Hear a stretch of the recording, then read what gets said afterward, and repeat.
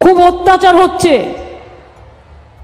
স্বরাষ্ট্র মন্ত্রকের নির্দেশে আসাম, গুজরাট, মহারাষ্ট্র, রাজস্থান, উত্তরপ্রদেশ, ওড়িশা এবং দিল্লি শাসিত ডাবল ইঞ্জিন সরকার, মানে যেগুলো বিজেপির সরকার আছে, এখানে বাংলার যারা মানুষ আছেন, যারা কাজ করতে গেছেন দীর্ঘ 20 বছর ধরে, 25 বছর ধরে, আমাদের সময় নয়, কেউ 6 সালে গেছে, কেউ 7 সালে গেছে, কেউ 8 সালে গেছে, তাদের রেশন কার্ড আছে, তাদের আধার কার্ড আছে, তাদের জমির পাট্টা আছে, কিন্তু তা সত্ত্বেও জোর করে তাদের ডিটেনশন ক্যাম্পে আটকে রাখা হচ্ছে।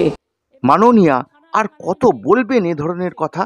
এখন ভিন রাজ্যে থাকা বাঙালিরা আপনাকে নিয়ে হাসাহাসি করছে। তারা বলছেন তারা ভালো আছেন, কোনো অসুবিধে নেই, আর আপনি বলে চলেছেন বাংলায় কথা বললে অত্যাচার হচ্ছে। শুনুন রাজস্থানে থাকা আপনার কথা মতো অত্যাচারিত বাঙালি কি বলছে। নমস্কার মাননীয়া, শুভনন্দন, প্রণাম নেবেন। কালকে রাত্রেবেলা আপনার বক্তব্যটা শুনলাম। আপনি নাকি পরিযায়ী শ্রমিকদের বাংলায় ডাকছেন। তো আমি বর্তমানে রাজস্থানের রাজধানী জয়পুর থেকে বলছি, একদম ঠিক বিধানসভার সামনে থেকে, ঠিক আছে? তো বলছিলাম সঠিক সময়ে যদি আপনি আমাদের বাংলায় কাজ দিতে পারতেন তাহলে আজকে আমাদের এত দূরে ভিন রাজ্যে আসতে লাগতো না, ঠিক আছে? আর দ্বিতীয়ত কথা, এখানে কোনো বাঙালির উপরে অত্যাচার হচ্ছে না। আমি একদম প্রকাশ্য দিবালোকে, এখন বাজে সন্ধ্যা 7টা, প্রকাশ্য দিবালোকে এখানে বাংলায় কথা বলছি, কোনো ধরনের কোনো প্রবলেম নেই, ঠিক আছে? রাত্রি এখানে মোটামুটি 9 থেকে 10 লাখ বাঙালি থাকে। আমি একজন রাজবংশী ছেলে, ঠিক আছে? মাসে 30 থেকে 35 হাজার টাকা এখানে আরামসে কাজ করি। আপনার কাছে একটা প্রশ্ন থাকলো, বাড়িতে যে আমাদের ডাকছেন মানে বাংলায়, ওখানে গেলে আমাদের কয় টাকার কাজ দিবেন এটা একটু জানাবেন মাননীয়া, ঠিক আছে? শুভনন্দন। নমস্কার মাননীয়া, শুভনন্দন, প্রণাম নেবেন। কালকে রাত্রেবেলা আপনার বক্তব্যটা শুনলাম। আপনি নাকি পরিযায়ী শ্রমিকদের বাংলায় ডাকছেন। তো আমি বর্তমানে রাজস্থানের রাজধানী জয়পুর থেকে বলছি, একদম ঠিক বিধানসভার সামনে থেকে, ঠিক আছে? তো বলছিলাম সঠিক সময়ে যদি আপনি আমাদের বাংলায় কাজ দিতে পারতেন তাহলে আজকে আমাদের এত দূরে ভিন রাজ্যে আসতে লাগতো না, ঠিক আছে?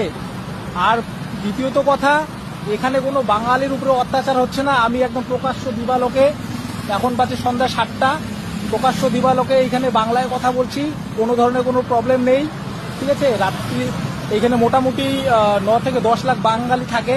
আমি একজন রাজবংশী ছেলে, ঠিক আছে? মাসে 30 থেকে 35 হাজার টাকা এখানে আরামসে কাজ করি। আপনার কাছে একটা প্রশ্ন থাকলো, বাড়িতে যে আমাদের ডাকছেন মানে বাংলায়, ওখানে গেলে আমাদের কয় টাকার কাজ দিবেন এটা একটু জানাবেন মাননীয়া, ঠিক আছে? শুভনন্দন।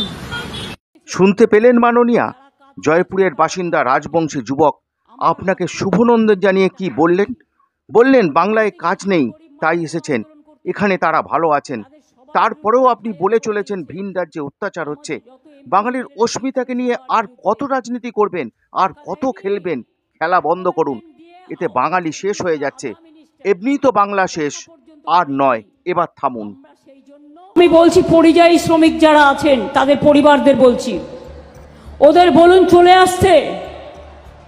বাংলায় কাজের অভাব নেই, চলে আসতে বলুন। যে কাজ ওরা বাইরে করে সে কাজ ওরা এখানেও করতে পারে। কালকে রাত্রেবেলা আপনার বক্তব্যটা শুনলাম।